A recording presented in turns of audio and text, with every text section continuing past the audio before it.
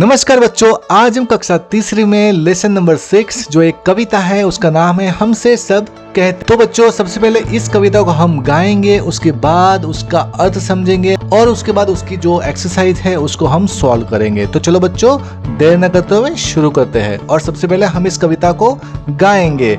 अगर आप भी चाहो तो आप भी मेरा साथ दे सकते हो। तो शुरू करें। नहीं सूर्य से कहता कोई धूप यहाँ पर मत फैलाओ, कोई नहीं चांद से कहता उठा चांदनी को ले जाओ, कोई नहीं हवा से कहता खबरदार जो अंदर आई, बादल से कहता कब कोई क्यों जलदार यहाँ बरसाई, फिर क्यों हमसे भैया कहते यहाँ न आओ भागो जाओ, अम्मा कहती है घर भर में खेल खिलौने मत फैलाओ, पापा कहते बाहर खेलो खबरदार जो अंदर आए, हम पर ही सबका बस चलता जो चाहे वह डांट बताए। तो बच्चों मैं आशा करता हूँ कि आपको ये कविता अच्छी लगी होगी और इस कविता के लेखक है निरंकार देव सेवक। हमारी पोएम का नाम है हमसे सब कहते।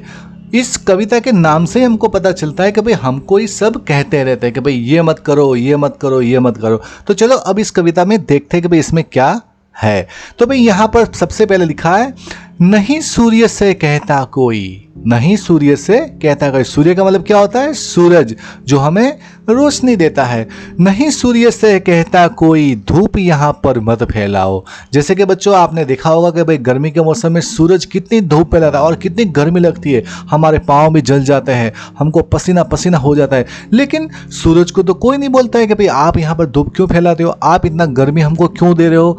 कोई नहीं चांद से कहता, कोई नहीं चांद से कहता उठा चांदनी को ले जाओ। आपने पूर्णिमा के दिन देखा होगा कि भाई चांद से कितनी चांदनी मतलब पूरा उजाला होता है। हम लोग रात में भी देख सकते हैं, इतना उजाला होता है, लेकिन फिर भी उसके बावजूद भी कोई चांद से नहीं कहता है कि भाई आप अपनी चांदनी को उठाकर ले जाओ।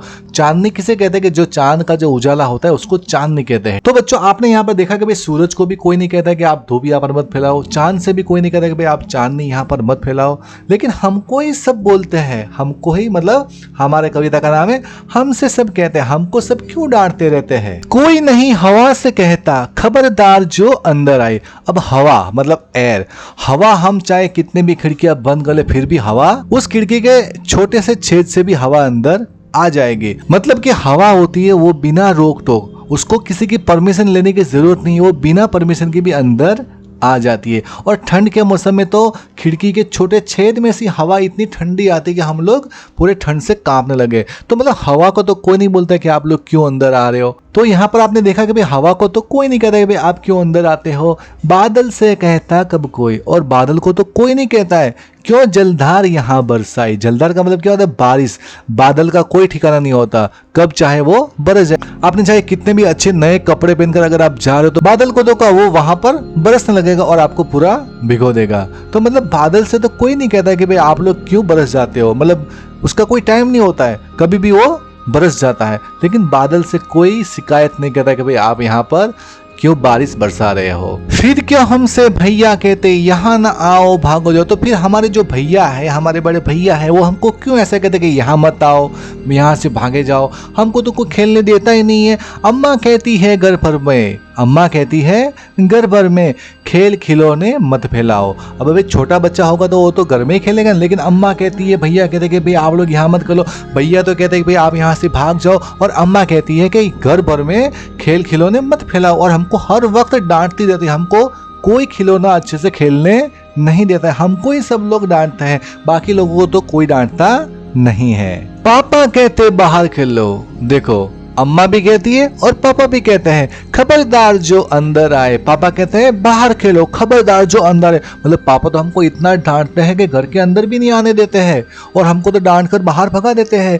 हम पर ही सबका बस चलता, हम पर ही सबका बस चलता जो चाहे वो डांट बताए। मतलब हमारे ऊपर ही सबका बस चलता है, हमको तो कोई भी डांट देता है। मतलब जो भी जितने भी लोग हैं उन सब का हमारे ऊपर बस चलता है और हमको तो डांट कर भगा देते हैं। ठीक है, तो भाई पापा कहते हैं बाहर खेलो, अम्मा कहती है आप लोग यहाँ खेल खिलौने मत फैलाओ, भैया कहते हैं भाई यहाँ से भागे जाओ, और सूरज को और बादल को तो कोई नहीं डांटता है। सूरज को नहीं बोलता कि भाई आप धूप मत फैलाओ, चांद को कोई नहीं बोलता कि आप चांदनी यहाँ पर मत फैलाओ, और बादल को भी कोई नहीं बोलता कि भाई यहाँ पर आपने बारिश क्यों भिगो दी, क्यों हमारा आंगन को गीला कर दिया। उनको कोई नहीं डांटता है, बस खाली हमको ही डांटता है। भैया डांटते, पापा डांटते, हमको ही सब डांटते। तो यहाँ पर बच्चों आपने देखा कि इस कविता में यह बच्चा कह रहा है कि भाई हमको तो कोई खेलने नहीं देता है, मतलब कि सबका बस हमारे ऊपर चलता है, क्योंकि हम लोग छोटे हैं।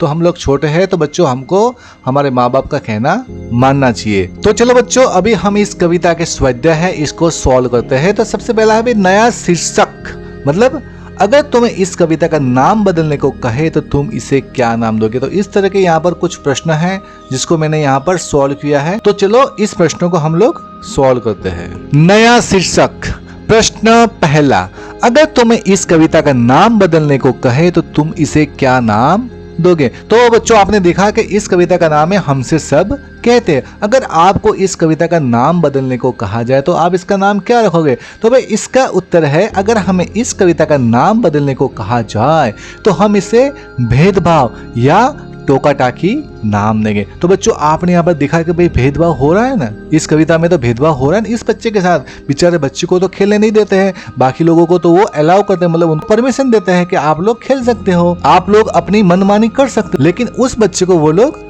रोकते हैं। तो मेरे ख्याल से मैं इस कविता का नाम दूंगा भेदभाव या टोका टाकी। हाँ तो बच्चों अगर आपके दिमाग में आपने कोई अलग से नाम सोच रखा है तो आप उसे लिख सकते हो। तो चलो अभी देखते हैं प्रश्न दूसरा, पाठशाला में और घर में तुम्हें क्या क्या करने के लिए कहा जाता है और क्या क्या करने के लिए मना किया जाता है, नीचे वाली तालिका में आपको लिखना है। तो सबसे पहले हमें करो और मत करो, तो क्या क्या करने को आपको कहा जाता है। तो भाई पहला भाई साफ सुथरा रखो, मैदान या पार्क में खेलो, फूल मत तोड़ो, मतलब इस तरह से हमको बोलने के लिए कहा जाता है।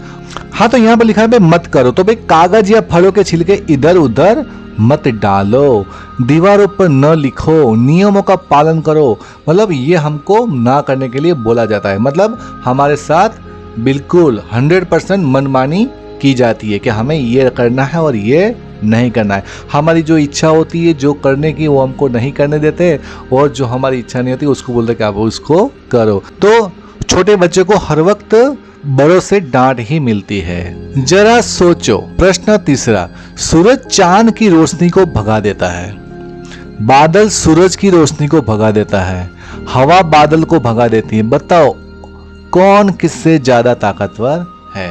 तो बच्चों आपने यहाँ पर देखा कि भाई सूरज चांद की रोशनी को भगा देता है, मतलब जब सूरज उगता है तो चांद हमको दिखता है, लेकिन सूरज की रोशनी में वो हमको इतना अच्छे से नहीं दिख सकता है, और उसकी जो रोशनी होती है वो चली जाती है और पूरी जगह पर धूप फैल जाती है। और बादल सूरज की रोशनी को भगा देता है, मतलब बादल क्या करते हैं, जब सूरज के आगे बादल आ जाते तो सूरज एकदम छिप जाता है, तो इसलिए हमको सूरज की रोशनी नहीं दिखाई देती है, मतलब बादल सूरज की रोशनी को भगा देता है। अब हवा बादल को भगा देती है, क्योंकि भाई हवा तो इतनी जोर से आएगी तो वो बादलों को भी उड़ाकर ले जाएंगे। अभी आपको बताना कि भाई कौन किससे ज्यादा ताकतवर है। तो इसका उत्तर है सभी में सूरज सबसे ताकतवर है, क्योंकि चांद तो सूर्य के प्रकाश में चमकता है, चांद तो सूर्य के प्रकाश में चमकता है, क्योंकि भाई चांद होता है उसका खुद का कोई प्रकाश नहीं होता है, उसके ऊपर तो सूरज की किरणें पड़ती, जैसे कि ये चांद है, ठीक है बच्चों, यहाँ पर चांद है और यहाँ पर सूरज है, तो सूरज की किरणें यहाँ पर जाती तो चांद चमकता है, मतलब चांद का कोई अपना प्रकाश, अपना कोई लाइट नहीं होता है, वो सूरज की वजह से चमकता है। यदि वह चांद के प्रकाश को भगा देता तो सूरज ही सदा निकला रहता। बादल सूर्य को थोड़े समय के लिए ढकता है, मतलब बादल होते हैं वो सूरज को थोड़े समय के लिए ढक देते हैं, क्योंकि हवा उसे उड़ाकर ले जाती, क्योंकि बादल एक जगह पर, बच्चों आपने देखा होगा कि भाई बादल एक जगह पर नहीं टिकते, क्योंकि उसको हवा यहाँ से यहाँ पर ले जाती है। सूर्य की रोशनी फिर आ जाती है, हवा का सूर्य पर कोई प्रभाव नहीं पड़ता, और हवा चाहे कितने भी तेज हो लेकिन उसका सूर्य के ऊपर कोई असर नहीं होता, क्योंकि सूरज को तो कोई असर होने वाला नहीं, खाली हवा से तो बादल इधर उधर भाग जाते हैं। तो बच्चों आपने देखा भाई सबसे ताकतवर कौन है, सबसे ताकतवर है सूरज। तुम्हारी बात। प्रश्न चौथा, अम्मा पापा भैया दीदी सभी बड़ों का बच्चों पर बस चलता है, तुम्हारा किस किस पर बस चलता है? तो भाई इसका उत्तर है हमारा खिलौने आदि पर बस चलता है। उन्हें हम तोड़ फोड़ भी लेते हैं। बस तो हम उसको तोड़ सकते हैं या उसको फोड़ सकते हैं, हमारा बस खाली खिलौने पर ही चलता है। तुम्हारे घर में तुम्हें कौन कौन टोकता रहता है? उत्तर, हमारे घर में हमको दादा दादी, पापा मम्मी, बड़े भाई बहन सभी टोकते रहते हैं। हमको बहुत डांटते हैं कि भाई यहाँ मत खेलो, हमको तो बिल्कुल भी अच्छा नहीं लगता है। किन किन बातों पर तुम्हें अक्सर टोका जाता है? चलो भाई, अब कौन कौन सी बातों पर तुम्हें टोका जाता है? इसका उत्तर, दीवार पर लिखने, गंदगी फैलाने, खिलौने को तोड़ने, घर पर शोर मचाने और फूल तोड़ने आदि पर टोका जाता है। तो बच्चों, आपको इन बातों के लिए टोका जाता है। अगर कोई आप अच्छा काम करोगे तो आपको बिल्कुल भी टोका नहीं जाएगा। ये सारे जो काम लिखे हैं वो आपको बिल्कुल पसंद तो है, लेकिन बच्चे वो काम अच्छे नहीं हैं। लेकिन बचपन में तो सारे बच्चे ऐसा ही करते, लेकिन कुछ लोगों को पसंद नहीं होता है, तो आपको ये काम नहीं करना है और धीरे धीरे आपको अच्छा बच्चा बन जाना है। कौन सी चीज कहाँ? शालू को बहुत सी चीजों के नाम आते हैं। शालू नाम की एक लड़की है भाई, उसको बहुत सी चीजों के नाम आते हैं। उसने नामों को लिखकर पट्टी भर ली। वे नाम मैंने नीचे लिख दिए हैं। तो भाई सालों की सूची, मतलब सालों ने किस किस तरह के नाम लिखे वो यहाँ पर हम लोग देखते हैं। तो भाई सालों ने क्या लिखा? शक्कर, मतलब खाने की शक्कर, जो चाय में हम डालते हैं वो वाली शक्कर। कबड्डी, पपीता, मार कुटाई, लोमड़ी, गुलाब जामुन, शेर, ककड़ी, शतरंज, बल्ला, मगर, लड्डू, गाय, बेर, पेड़ा, बकरी, गिल्ली, कबूतर, पतंग, मसाला, लट्टू, तोता, शहतूत और चटनी। तो भाई ये सालों ने इतने सारी चीजों के नाम उसको आते हैं और उसको यहाँ पर लिखा हुआ है। तो बच्चों, आपको कितने नाम आते हैं? जितने भी नाम आप सोच सकते हो उसको आपको आपकी कॉपी में लिख देना है, फिर आपको मम्मी पापा को दिखाना है। प्रश्न 5वां। अब शालू यह सोच रही है कि किस नाम को किस खाने में लिखना है। यहाँ तुम उसकी मदद कर सकती हो। भाई शालू ने बहुत सारे नाम तो सोच लिए, लेकिन भाई वो अलग अलग है। कोई अक्षर है, कोई जानवर है, कोई पक्षी है, कोई खाने पीने का सामान है, कोई खेल का सामान है। तो भाई इनको आपको यहाँ पे अलग अलग लिखना है। तो यहाँ पर देखो अक्षर है, यहाँ पर जानवर पक्षी है, यहाँ पर खाने पीने का सामान है, भाई खेल का सामान। तो भाई अक्षर में क्या आएगा? खाली अक्षर आएगा, जैसे कि ब, म, क, ल, प, ग, श। अब जानवर में कौन कौन है? जानवर या पक्षी में कौन कौन आएगा? बकरी, मगर, कबूतर, लोमड़ी, पांडा, गाय और शेर। ये सारे जानवर या पक्षी में आते हैं। अब खाने पीने का सामान, खाने पीने का सामान देखकर तो आपके मुंह में पानी आ गया होगा। तो सबसे पहला है बेर, मसाला, ककड़ी, लड्डू, पपीता, गुलाब जामुन और शक्कर। अब खेलने के सामान, तो खेल के सामान में क्या क्या आएगा? बल्ला, मार कुटाई, कंकड़, लट्टू, पतंग, गिल्ली और शतरंज। बच्चों शतरंज खेलना चाहिए, जिससे आपका दिमाग एकदम शार्प होता है। तो बच्चों शतरंज की गेम बहुत अच्छी होती है, आप उससे चाहो तो खेल सकते हो। प्रश्न 6। ऐसे ही खेल तुम और अक्षरों के साथ खेल सकते हो। अलग तरह तरह के खाने भी बना सकते हो, जैसे ट से शुरू होने वाली गोल या लाल चीज। अब हर एक खाने के नाम वर्णमाला के हिसाब से एक क्रम से लगाओ।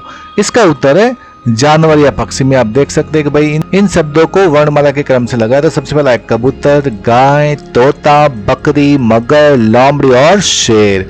अब खाने पीने का सामान को हमने वर्णमाला के हिसाब से क्रम में लगाया। तो सबसे पहले आएगा ककड़ी, गुलाब जामुन, चटनी, पपीता, पेड़ा, बेर, मसाला और लड्डू, शक्कर और शहतूत। खेल का नाम या सामान, इसको हमने वर्णमाला के क्रम से लगाया। तो सबसे पहले कबड्डी, गिल्ली, पतंग, बल्ला, लट्टू और शतरंज। तो बच्चों एक बात मैं आपको बताना चाहूंगा कि अगर आपको किसी भी शब्दों को वर्णमाला के हिसाब से लगाना है तो बच्चों आपको हिंदी की वर्णमाला आनी चाहिए। अगर आपको नहीं आएगी तो आप इससे अच्छे से नहीं कर पाओगे। इसलिए सबसे पहली बात है कि आपको वर्णमाला याद करनी है। अगर बच्चों आपको वर्णमाला ठीक से याद नहीं है तो आप इस चित्र में वर्णमाला को देख सकते हैं और इसे याद कर सकते हैं।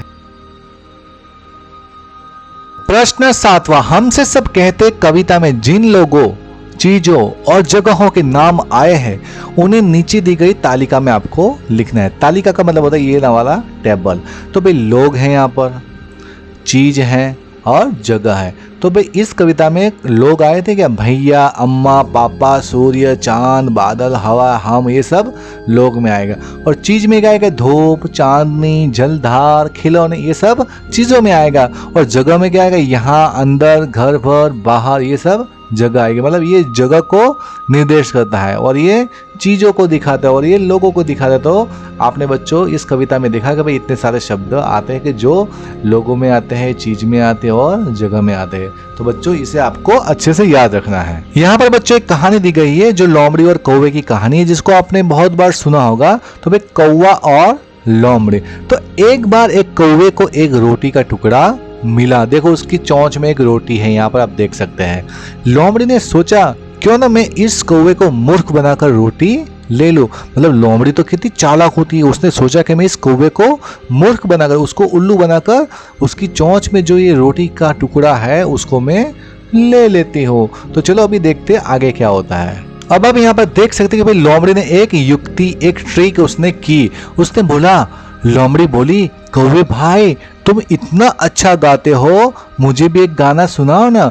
ये लोमड़ी ने क्या बोला इस कौवे को, तुम बहुत ही अच्छा गाते हो। कौवा भला क्या अच्छा गा सकता है? वो तो का गाता है जो हमारे कानों में दर्द पहुंचाता है, तो वो कैसे अच्छा गाना गाएगा। लेकिन ये लोमड़ी एक ऐसी तरकीब करती है और इसको आसमान पे चढ़ा रही है, मतलब उसको अभिमान दिला रही है कि भाई तुम अच्छा गा सकते हो, तुम गाओ तुम गाओ। कौवे ने जैसे ही गाने के लिए मुंह खोला, रोटी नीचे गिर गई। देखो बच्चों ये रोटी नीचे गिरती हुई दिख रही है। जैसे कौवे ने, क्योंकि भाई गाना गाने के लिए तो चोंच खोलनी पड़ती है, तो और उसकी चोंच में तो पहले से एक रोटी का टुकड़ा दबाया हुआ था।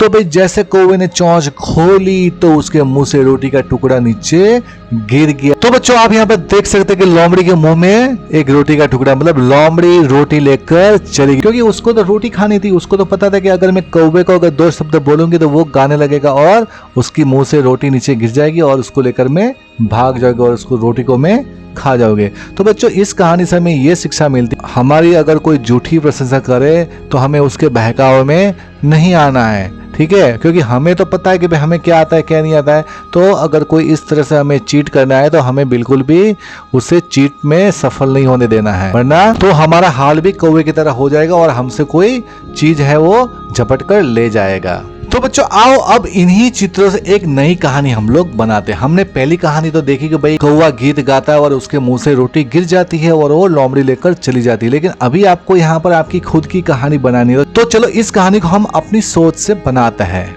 सबसे पहले मैं इस कहानी का नाम रखूंगा चालाक कौवा, मतलब मूर्ख कौवा नहीं, चालाक कौवा। तो यहाँ पर देखिए एक बार एक भूखे कौवे को एक रोटी का टुकड़ा मिलता है जो इसके मुंह में आप देख सकते हो। अब आप इस चित्र में देख सकते हो कि कौवे के चोंच में एक रोटी का टुकड़ा है और लोमड़ी आती है।